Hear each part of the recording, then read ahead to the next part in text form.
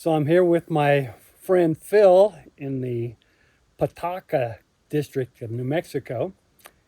And if you've seen some of my previous videos, you know that I've been here many times before.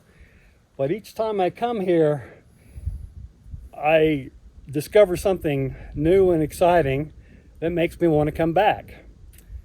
And so the last trip I was here, I found this giant samarskite, this wonderful crystal at the Queen Mine. And ever since then, I've been imagining if there are more of them out there like that. So we're going to go back to the Queen and some of the other localities around here, including a couple that I haven't been to before. So it should be pretty exciting. Looking forward to it, Phil? Sure am. We got a beautiful sunrise and the trees smell great. Yeah, so come along with us and we'll see what kind of adventures we can get into. So I'm working my way down the wash from the Queen Mine, and I've already found several specimens. Here's just a couple of holes right here where I dug up specimens. This is kind of typical of the hot spots that I'll find here.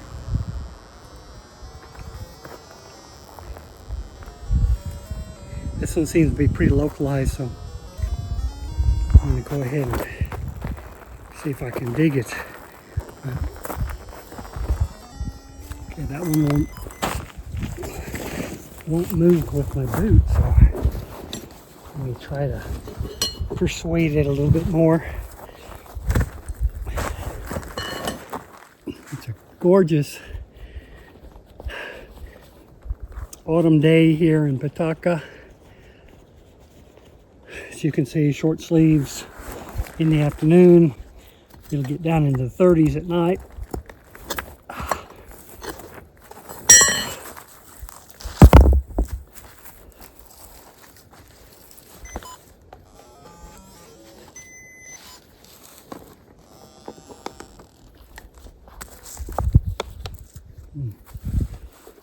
Where is it? Where did it go?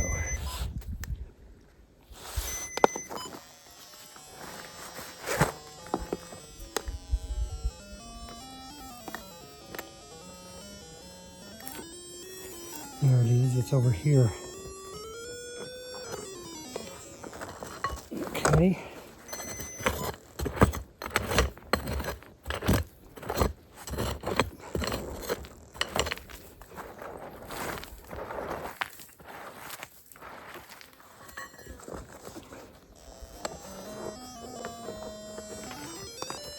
Okay, so I already pulled it out here. Must not be very big.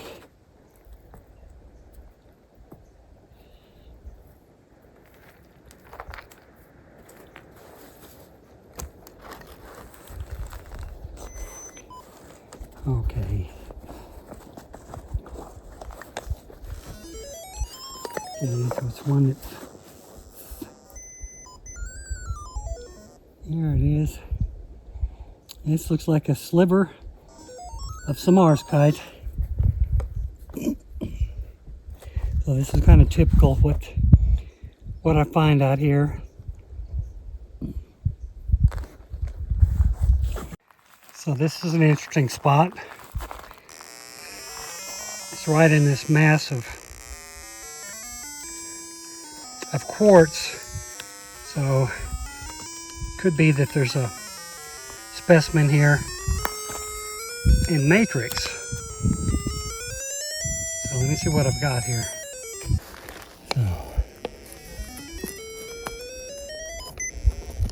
So it seems to be right in here.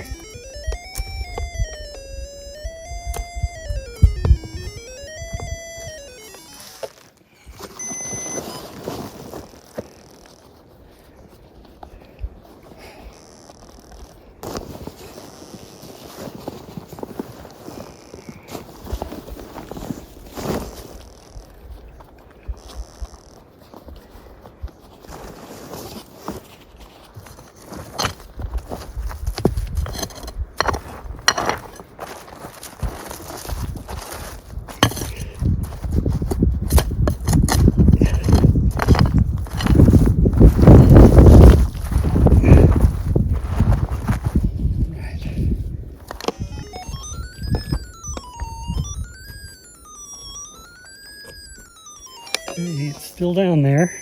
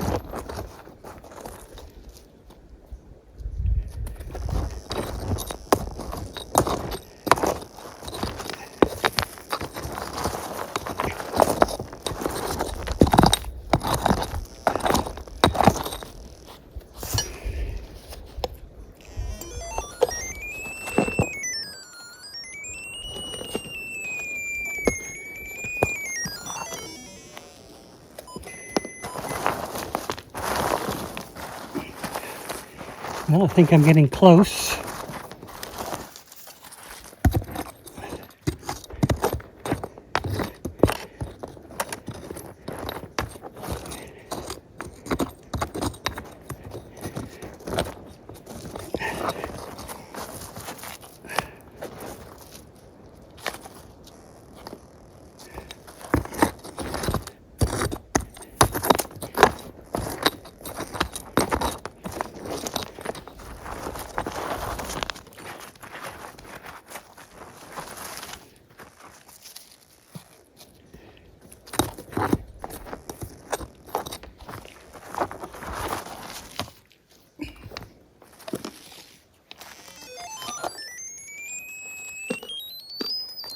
It's over here.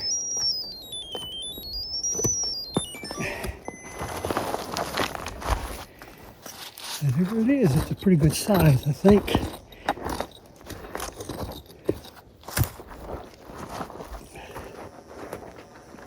Oh, I think my dog detected it.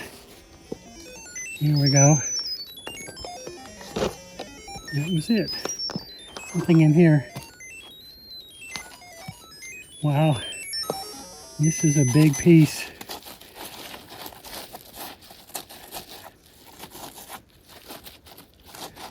A big piece of something. It's probably some arscite. Until I get it washed off, I won't know for sure, but it sure is, seems to be hotter than a monazite, but it's also pretty big, so it could be monazite. It's got this reddish tinge to it. Yeah, I'm thinking that's what it is, actually.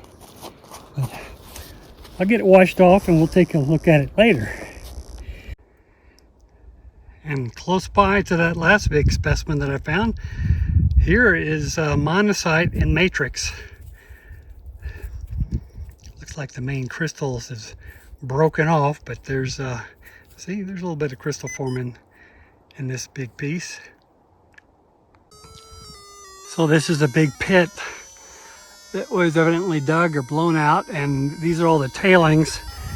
And I think I found a pretty nice hot spot here. There we go. Seems to be pretty localized. Right here in the tailings. So it's pretty loose, so let me just see what I can do with my foot here.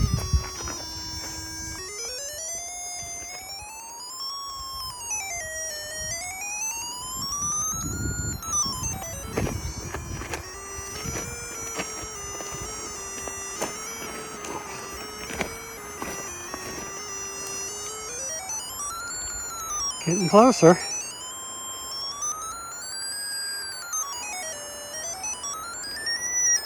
Try it in there someplace. See if I can move it at least with my foot.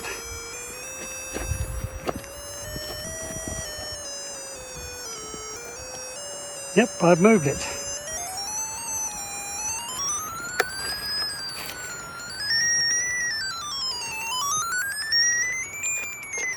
Somewhere right in there. Whoopla. Well, somewhere right in this hand. Let's see if we can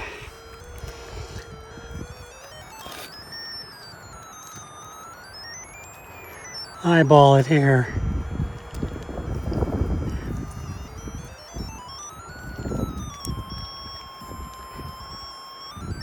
There it is. There it is. Let's see what this is. Well, whatever it is, it's not very pretty. At least till I get it washed off. It's probably a piece of monazite.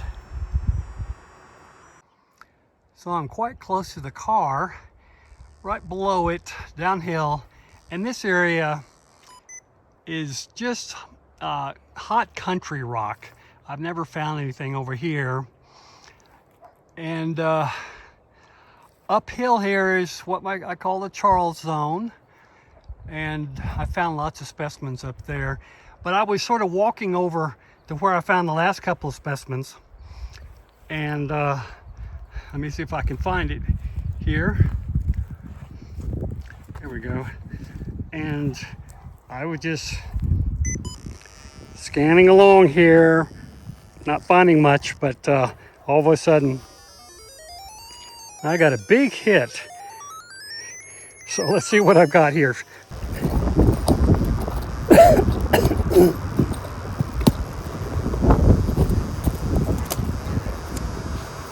I can already hear my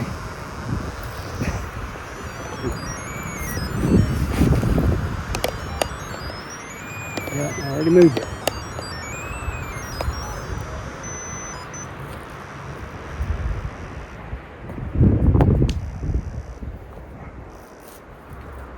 Something here.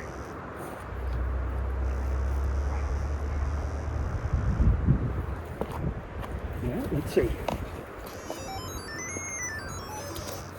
There'll be something right there. There we go. Okay. I think it's probably this one. There it is. It's just a nice big euxenite nodule. Kind of rounded, but yeah, it's very hot, so it's almost got to be euxenite. So I'm pretty far from the car, which is that direction, and after going downhill from where the car is in the Charles Zone, I kind of wandered over this direction and I discovered this area which has a bunch of prospects on it, and it looks actually pretty promising. I was not aware of this area over here, and it seems like that I found my first hit right here. So let's see what I've got.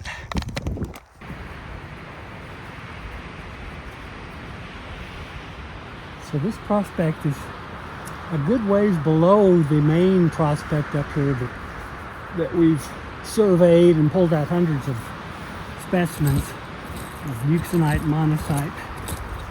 So it would be interesting to see if this is a new area to collect in.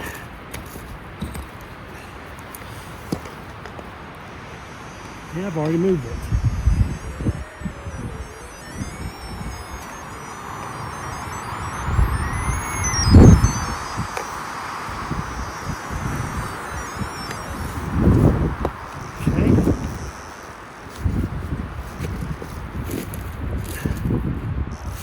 Got here. I would guess it's probably a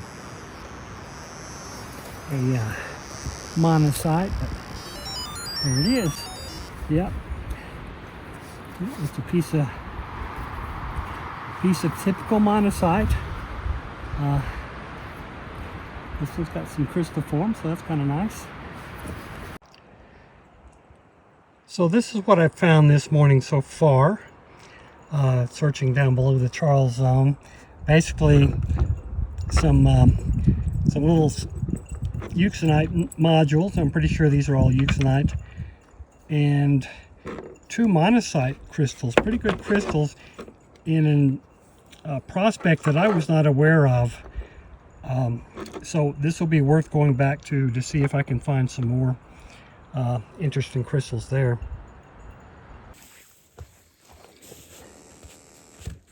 So it looks like there are a lot of specimens up in the tailings up there, but my preference is to immediately head toward the wash.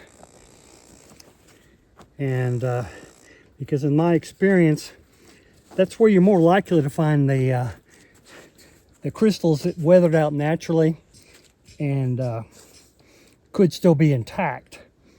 So, and when you find a hot spot, it's almost certainly going to yield a specimen, whereas up there in the tailings, you may dig a long time before you find a specimen, just because it's so hot. But I think I've got something here.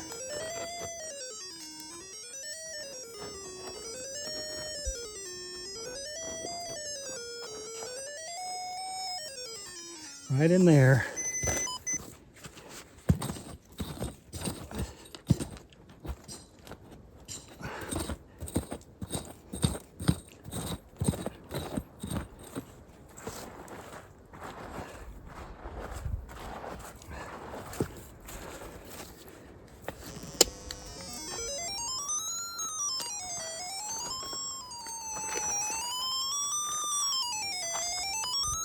Yeah, this is a little deeper, which means it was probably deposited here long before this mine was started.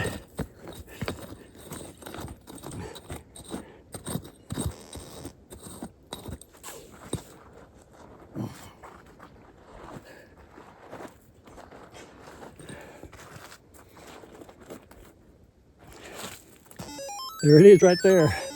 I eyeballed it. So yeah, it's a bigger chunk. It's a bigger chunk. It looks intact. And it's very dark and very hot. And here's one that was right on the surface. I just looked down. You can see it was buried on this side, but this side was shining at me. And look at that very interesting growth patterns on this crystal. So I'm still working my way down the wash, and I found a spot here that kind of weak, but it's localized. So it's either just a small piece or it could be something very deeper. So this wash is turning out to be pretty productive, and judging by the number of specimens that I'm finding and how obvious they are when I hit them, I'm probably the first one to prospect this wash, at least recently, because there are a lot of specimens to be found here.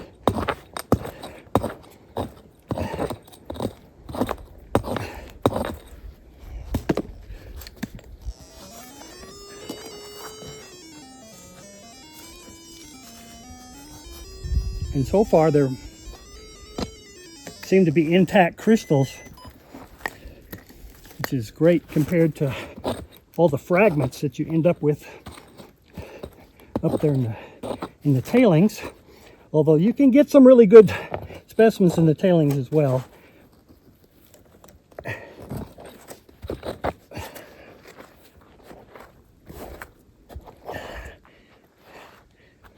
But what I generally don't like digging is some big pot of crystals that was buried at some point and probably pretty good, but then they're all blown apart and they create this mass of radioactivity, a localized hotspot, and you end up digging there and finding nothing but fragments. And that's pretty frustrating.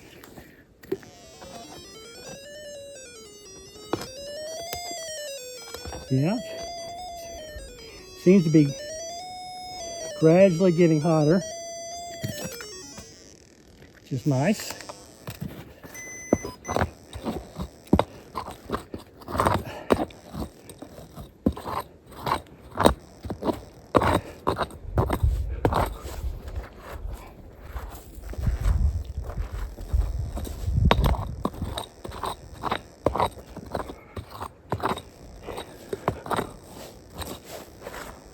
Some big pieces of quartz down here. I'm gonna have to dig around. And of course, it could be a crystal in the quartz someplace as well. Boy.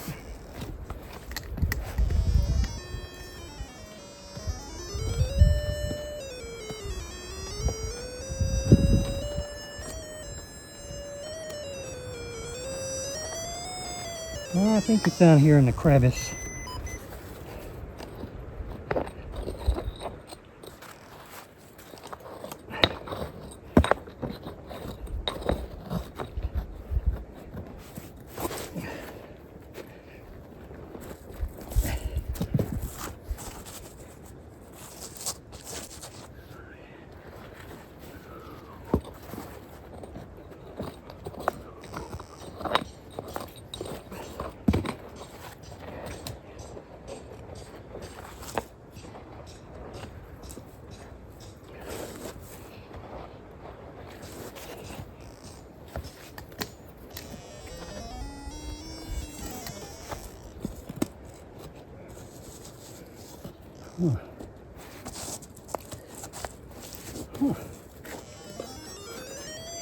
Yeah, it's still down here.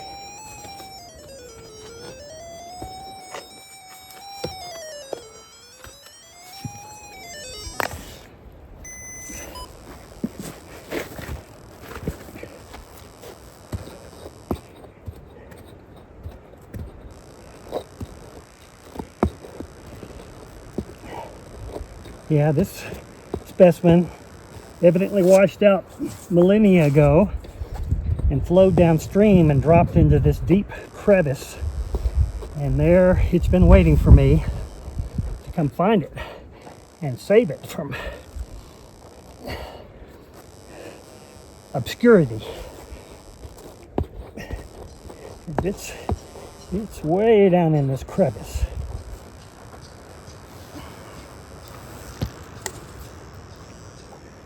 Wow.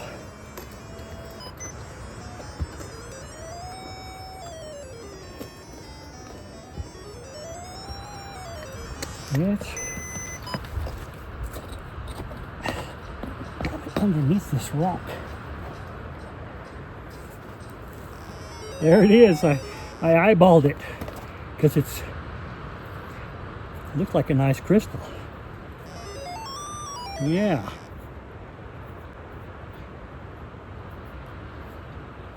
Very nice. Here's a nice big specimen from this wash, not far from those other ones I found. Another nice little nodule. So I can hardly go 10 feet before getting another hit.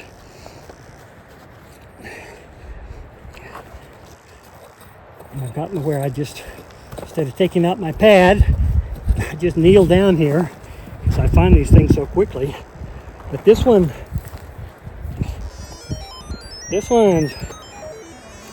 sounds pretty hot.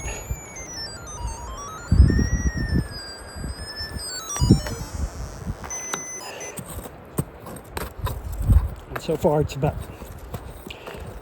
well, let's see where I find it.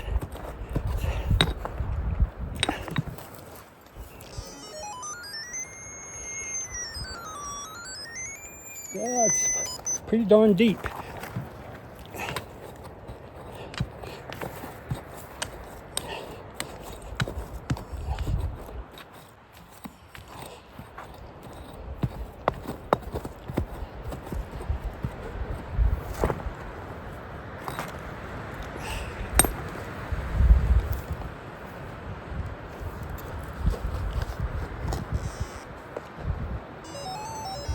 Yeah, I moved it here.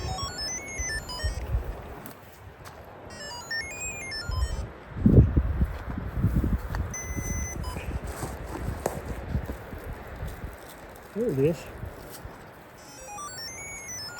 Yeah, just a nice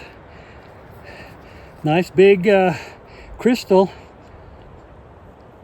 So right up there are a couple of holes that I just dug, and I just head down stream a little bit looking for signals. Sometimes they start off pretty weak, like this one. But then I give it the boot test, take off an inch or so of the soil, and if it gets hot like that, that means you've definitely got something. This turned out to be one of those fat nodules, pretty hot. And this one I dug out with my boot. Nice big fat nodule. So this one's interesting in that I seem to be detecting it quite a long ways. I think this is it right here. My Squelch just reset, but I think this is it, but I'm like detecting it 4 or 5 feet away. So the first thing that came out of this hole was this piece, and it's not radioactive, but it sure looks interesting. Okay, the next thing that came out of this hole is, I believe, a clumbite. This is not terribly hot, and the black dull finish is very indicative of clumbite to me. So while I've been down finding specimens in the wash, Phil has been up here working in the tailings. And put your probe on this rock. It's taken a long time, and now stick the probe down in the hole and see if the hole is still hot. Yeah, it's still hot down there. There's more of this stuff, but I don't know. So you think that might be A big chunk right here? a big chunk? It's certainly black glassy and very hot. Yeah. So we can wash it off and see what it looks like. This is a big piece of black glassy in this massive boulder. We won't be able to take that home unless we can somehow crack it. And over here is a big sheet of mica that corresponds to that mica down in the hole there. And so maybe if we dig down below it. So we've been digging another half an hour. I've lost track of time, but go ahead and peel off some more of that mica. We got a big old sheet of mica, but what looks like, it looks like that this is a massive crystal right here. And so we're going to try to figure out the contours of it, get rid of some of this mica, work around it. So we're definitely down into the crystal, but unfortunately it's coming out in pieces. You can see the black glassy there, so there's probably a big crystal down there, but it's going to be hard to get out intact. So we might have to call it a day and go find some easier diggings. I pulled this out. So you finally got a big piece of black glassy out of there. That's nice. I think the face of it's right here. And that's easier to take home.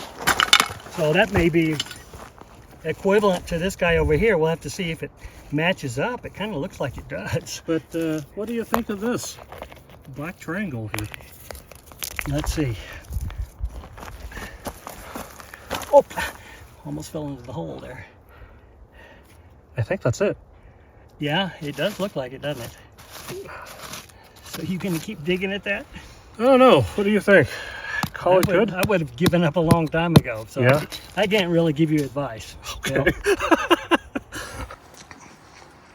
So we're back making lunch in the tent.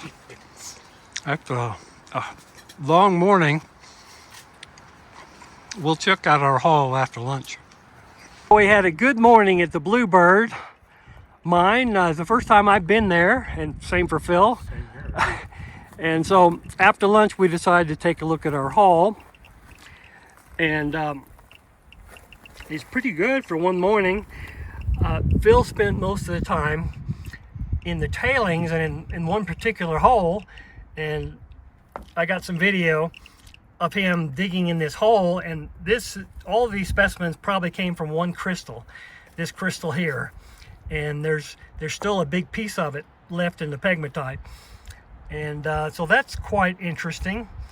And then instead of digging in the tailings, I walked down the wash and I found all kinds of interesting stuff.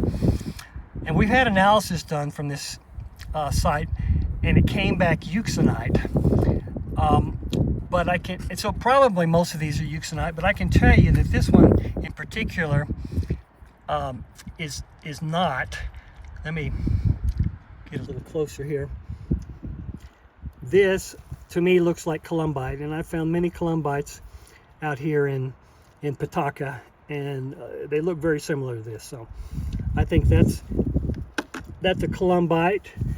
And then another piece that's quite striking and beautiful is this one. You can see that it has this really interesting growth pattern, and that happens when the specimen grows up next to another mineral with a different growth rate. This is probably growing up against mica, and you can see it ended up causing these beautiful striations in this specimen. So that's nice.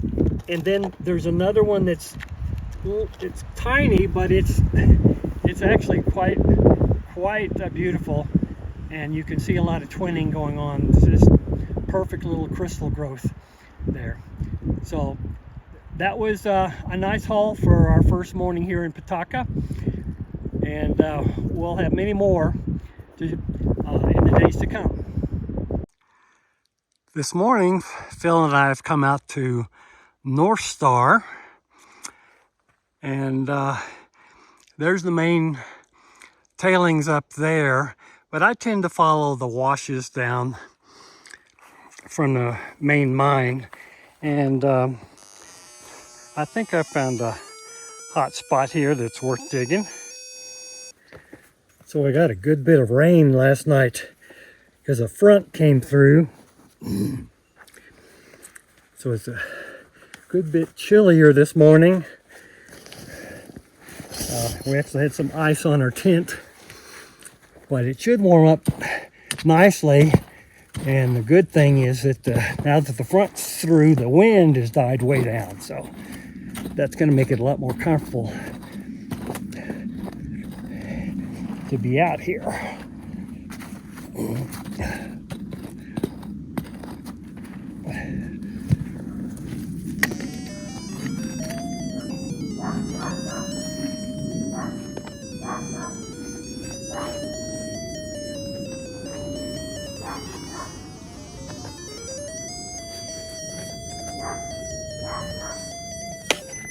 Someplace in there.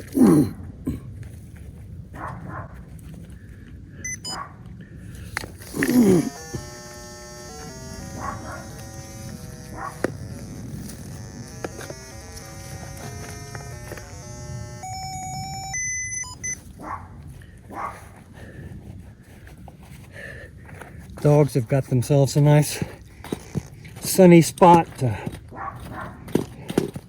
hang around.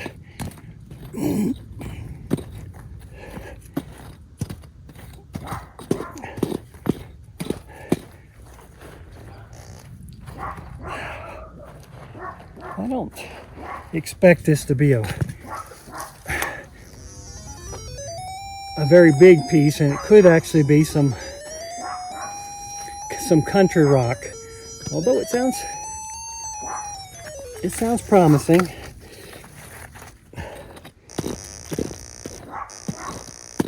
Last time I was here, I found some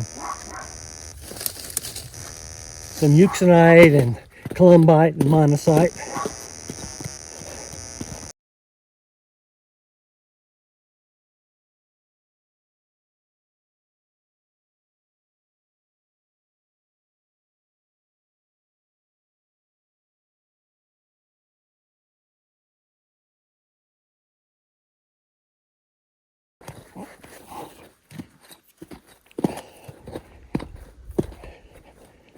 I spent some time up in the tailings up there, and there's a lot of hot spots, but mostly what I find is just some pods of broken up monazite.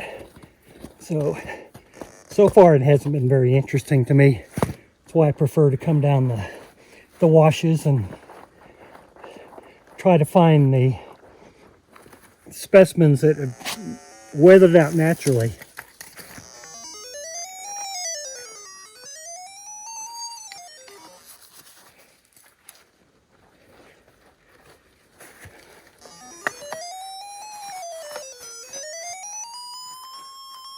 Well, that keeps pulling me in this direction. Huh. It's gotta be right down over here someplace.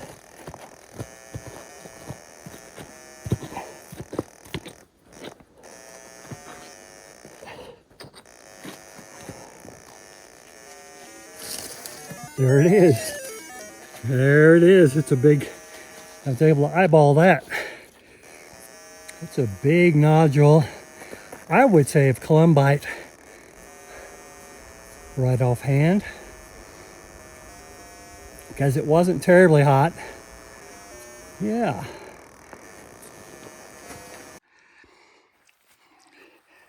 So I'm going to give a little tutorial on how the squelch works on the Gamma Dog, because it's a little confusing when you first get the instrument. But it basically has two modes. It has an auto squelch mode, and that's the way it comes up when you power it on.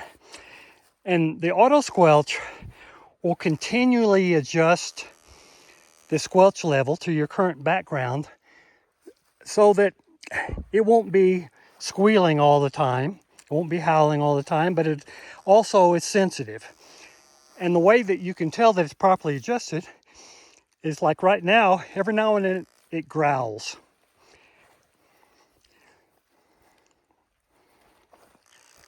See, that means it's properly adjusted. And I normally run it in this mode because I get tired of resetting the squelch manually. But if you do want to reset the squelch manually, in auto squelch mode, you can always press the button right here, and you hold it down for a couple seconds, and it will reset it to whatever the current background is. Now, when you're in auto squelch mode, if you want to reset it, you can just lay it flat on the ground and it resets itself as well. So there's two ways to set the squelch when you're in auto squelch mode. Now, there is a case where I will take it out of auto squelch and put it in the manual mode. And the way that you do that is you just point the dog up for 10 seconds, and you heard the bop bop. That means it's now in manual mode. It will no longer adjust the squelch unless you actually press the button. Now, the reason I do that sometimes is when I find a hot spot and I'm trying to isolate the specimen, locate the specimen. Having the squelch continually adjust itself sometimes can be distracting, because you're actually listening for that pitch pretty closely to help you locate it. However, sometimes I will leave it in auto squelch, and I'll show you what happens there. Let's put it back in auto squelch mode. Okay, now we're back in auto squelch mode. So when you're trying to isolate it, the specimen, now every time you place it next to the hole, it will reset the squelch and be quiet while you're searching. So you'll pick it up, you'll search around, and if you spend more than 30 seconds trying to isolate it, it'll actually reset the squelch. But that's okay, because you can set it next to the hole and it'll reset the squelch and it'll be quiet while you're digging. So that's basically how the squelch works on the Gamma Dog. And I found from years of experience and trial and error that these two different modes complement each other very nicely and allow the Gamma Dog to help you find specimens very efficiently.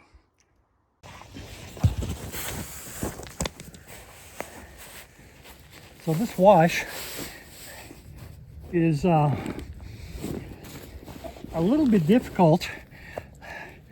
A lot of washes I go down, whenever you get a signal, you find a specimen. But this particular wash has a lot of hot country rock that sometimes is in a formation where the signals add up to seem like that they're a localized spot. But then I just spent, I don't know, 15 or 20 minutes digging in a hole up there that I couldn't ever quite localize the specimen. It just kept moving around. So you got to know when to give up and move on to find something more promising. I think this one's more promising here. It seems to be very localized.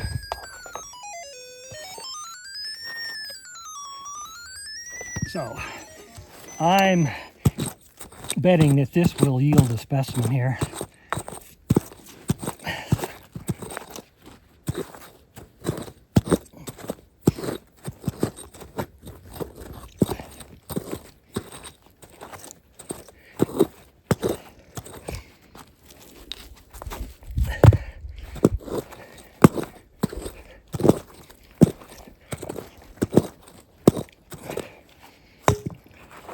So part of this, mastering this hobby, is to figure out when to give up digging. And of course you don't see most of that video because it's pretty boring. Oh, I think I already moved this one. Yeah. There we go. Yep. Let's see what I got here. Pretty darn hot. Probably, there it is. It's just a little nodule of, little round thing of probably euxenite based on how hot it is. Okay, I found a nice little piece of monazite, got good crystal form, and I think there's more of it in this hole. So here's a nice piece of columbite, and there's seems to be more where that came from, judging by the heat in this hole. So I'll keep digging. This is one of those that I detected several feet away, but I wasn't sure whether it was just this dispersed country rock or not. It finally got localized and hot enough for me to start digging, and I'm glad I did, because this could be a honeypot with more than one specimen. Okay, let's get this guy to quiet down.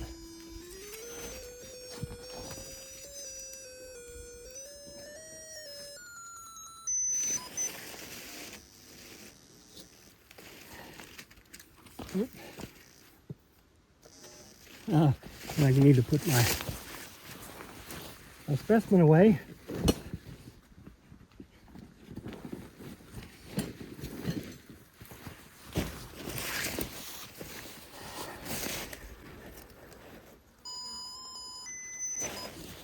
All right, now this is what it sounds like. Trying to get the direction.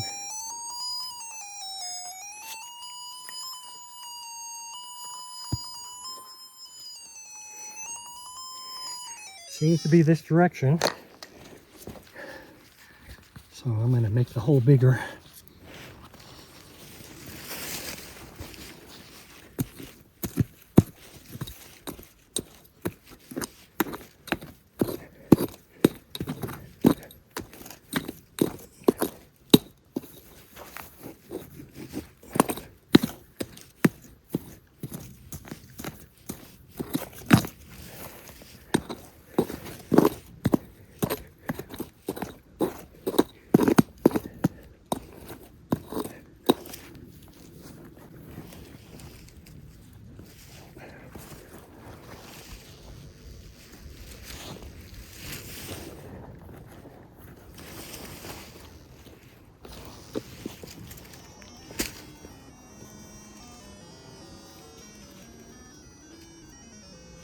Seems like I've probably moved something out of there.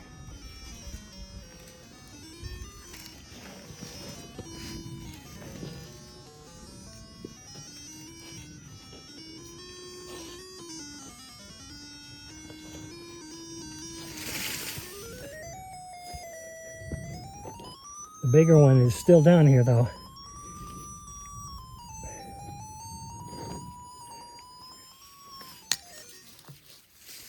So I'm gonna possibly come back and look for that other little one in this pile later on.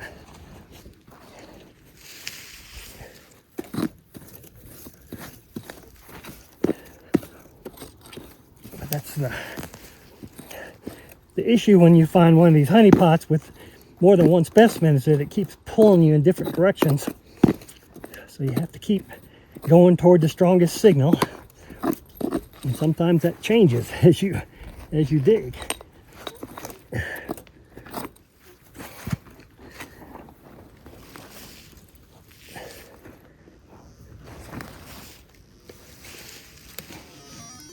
Yeah, I think, yep, I moved something.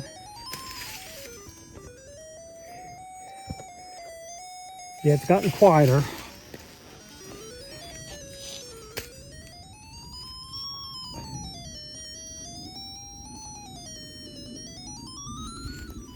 Right in here. There it is. There it is. Another piece of columbite. This is a pretty sizable one. Okay, after that big columbite, I've now pulled two smaller columbites out of that same hole. So that's interesting that all these columbites seem to be collecting in this one hole. Okay, move some of this dirt out of the way.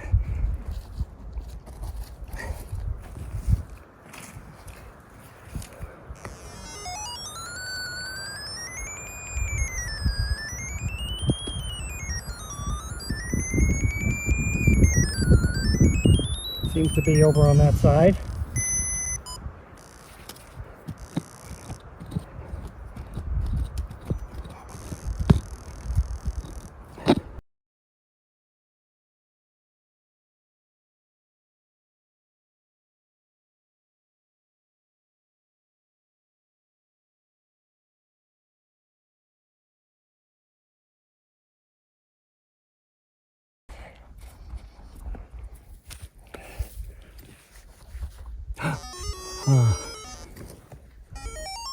No, it's still there.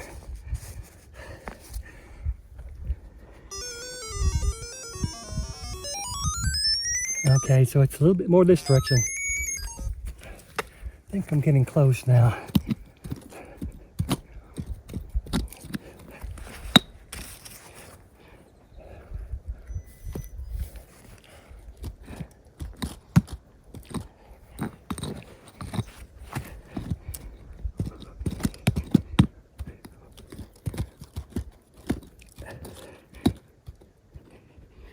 If I can pry this rock out of the way.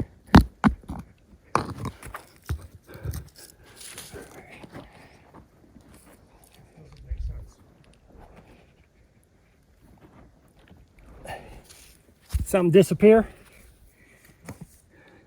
There's 1, 2, and 3, and they're in the line. That's human pattern recognition. Oh, you think? They're in the line. Actually, it goes straight to you too. For me too, right? Okay. So it's 4 in a row. That's right back there. Boy, I may have to move these rocks to get to it. Or at least a big one underneath it.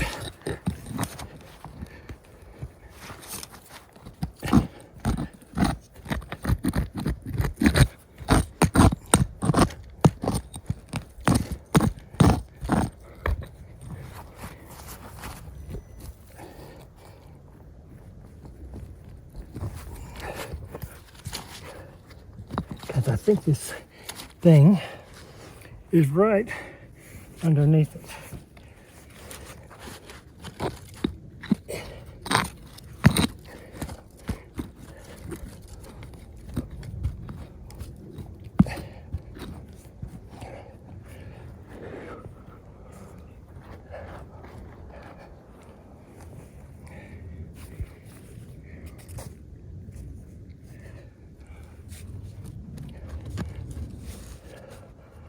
Okay, I think I moved it, but I got the squelch set so low I can't find it again. Yep, there it is. It's in there someplace. There we go. There it is. That's a hot one.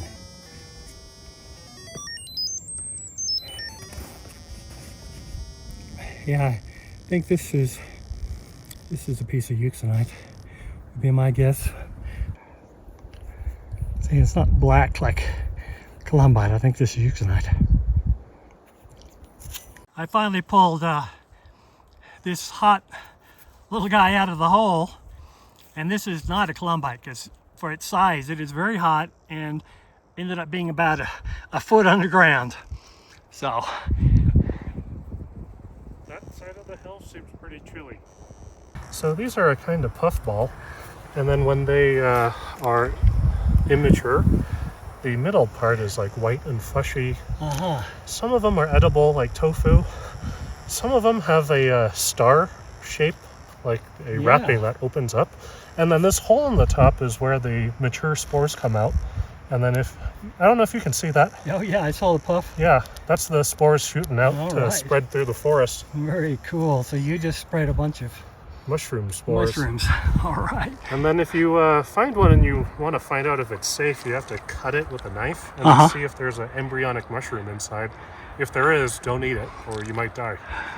All right. So Phil and I have just had lunch after a successful morning at the Northstar Mine. And the Northstar Mine is actually quite a large mine with lots of tailings. And we were very successful at finding some very nice species of columbite and euxenite and one little monazite. So that's the little monazite that I found. And these are up here are all the ones that I found. These are euxenites, and there's some very interesting ones here. Here's one that's got a real shiny, I'm not sure whether that's a fracture or a face, but those are euxenites over here, and these are columbites. And you can tell the difference by the amount of activity. See, the columbites are pretty weak. Now this particular one has some nice crystal structure to it, so that's one of the better ones that I found this morning. But we get an equivalent size euxenite, and you can see it goes off the charts. So that's how you tell the difference. And likewise, Phil got several columbites and euxenites, some very nice ones. This one's got a nice crystal structure to it, a nice terminated crystal. And interestingly enough, this, besides its size, is also interesting because it appears that they're actually, this may be a mixture of columbite and euxenite because it's got some dark fingers, which may be columbite, mixed in with euxenite. So if that's the case, and I'll be able to determine when I XRF it, that's a very nice specimen. So another successful morning here in Petaca, New Mexico. So this is what you can do with the water that you use to wash out your soup cans. It becomes a gourmet meal for the doggies.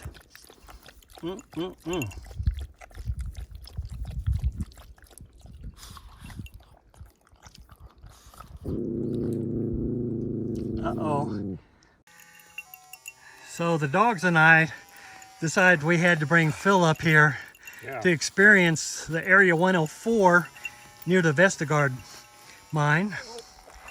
And of course, this is where I found many Davidites. And so I want to make sure that Phil has the experience. What is it? Can you isolate that? Have you already pulled it out? I don't know where it is. Because I thought it was hot here, and now I'm detecting it over here. There we go. So this is a typical Davidite. Go ahead and clean it up a little bit. Wow.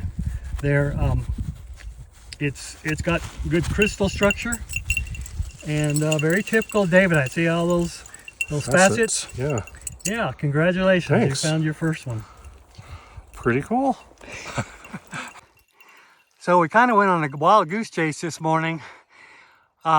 Went to some other mine that was a long hike at the end of this road that turned into a hiking trail that turned into a narrow wash. But we finally decided that's not the red mine that we were looking for, and came back, and this time I think we found it. For one thing, I think I've got the first hit here. See if I can find it here. Yeah, so this is a good sign. So my friend and mentor, Steve Dubik, is the one who recommended this site, the Red Mine. It's very close to the globe, but if you don't have the exact coordinates, it's kind of difficult to find, but that's another story. He found the most spectacular piece probably in his collection, which is a perfect monazite crystal and a perfect columbite crystal attached to each other. Just a spectacular piece. So I'm hoping that we'll find some nice specimens here as well. Now let me localize this.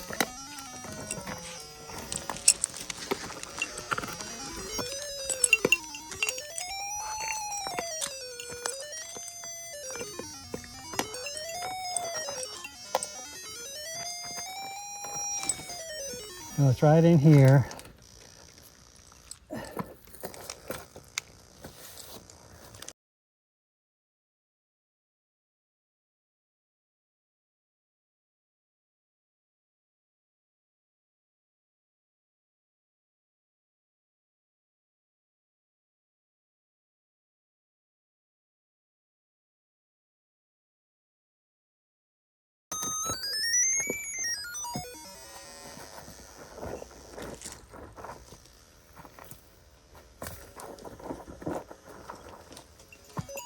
There we go. That's it. Okay. Looks like a big piece of monazite.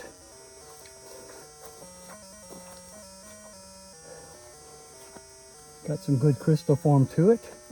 So that's a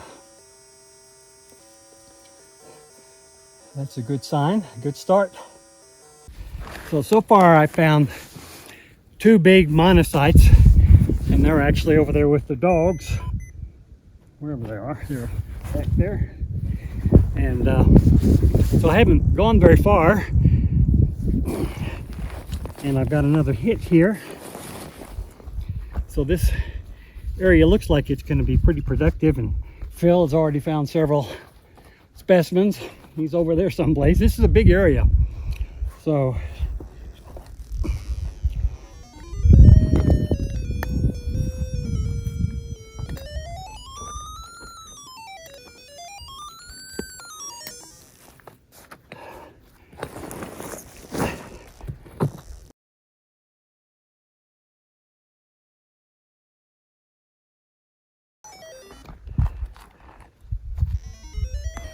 there we go.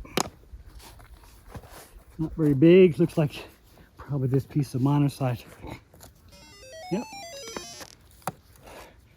Yeah, looks like another piece of monazite.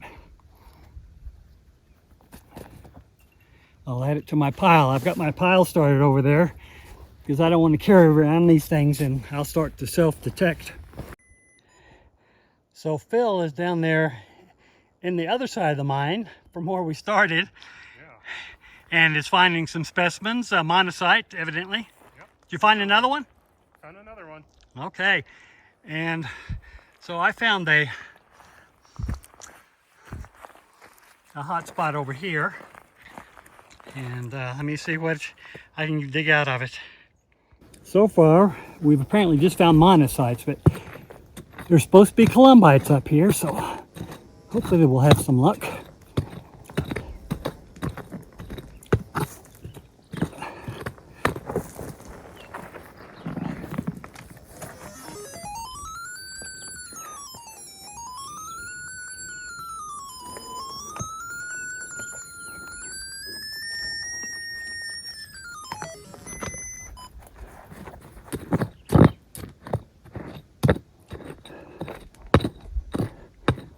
I was down in the adit on the other side over there and dug up a piece of monazite from there as well.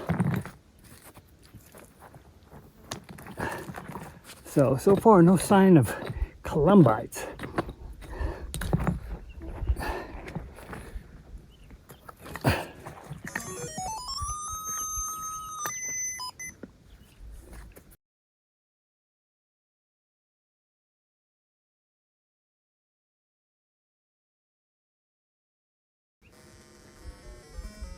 That's got to be it. That's something.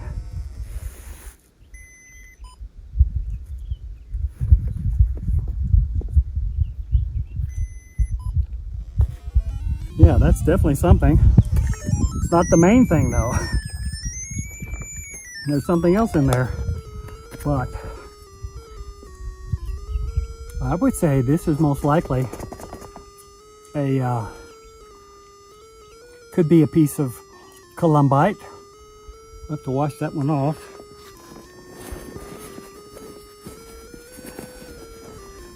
Let's see what else we've got here. So there are a lot of pieces in this hole, but the first nice one that I pulled out is this monazite. Look at all these facets. That's a nice little piece. And out of this same hole, looks like I've got a distinctive piece of columbite. It's barely radioactive, so that's good that I'm in a hole that's got columbite in it. Maybe I'll find some more. So this is the other side of this red mine. Looks like you got the adit there, and Phil found a couple of nice monazites down here below. So this is our last day here in Petaca. Very beautiful. And our last day of collecting, and we had some good luck this week, and today we went to a new place called Red Mine and collected quite a few monazites. So let me show them to you. So the Red Mine was not easy for us to find. We spent a couple hours hiking around till we finally found it, but mostly what you get out of there is monazite and columbite, and as a matter of fact they tend to grow together. So Phil in particular got some very nice pieces of monazite. This one is particularly spectacular. It just got crystal form all around it.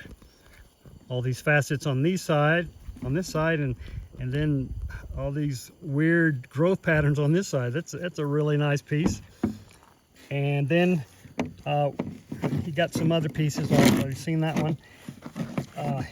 Here's another monazite. Now you can start to see in some of these pieces that there might be some columbite